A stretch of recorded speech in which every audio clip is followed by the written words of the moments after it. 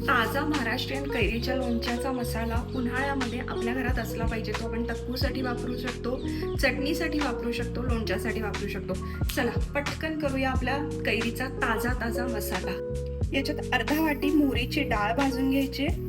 नक्की मोहरीची डाळ पटकन जळते, त्यामुळे पॅन थोडासा तापलेला ठेवला की गॅस. थोडंसं तेल, एक पाव चमचा ते 5 चमचे मेथी दाणा,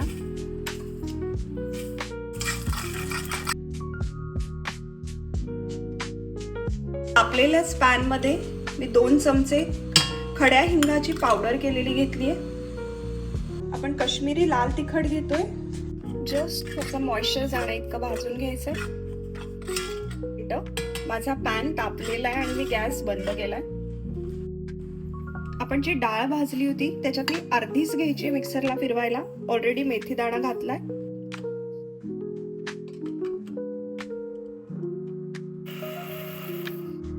याची छान पूड करून घेतलीये आणि आपण तिखट आणि आपलं हिंग भाजून घेतला. ताजा ताजा महाराष्ट्रीयन कैरीच्या लोणच्याचा मसाला आपला तयार आहे. ताजा लोणच्याचा आता आपण केलेला मसाला 2 चमचे, थंड करून ठेवलेली फोडणी,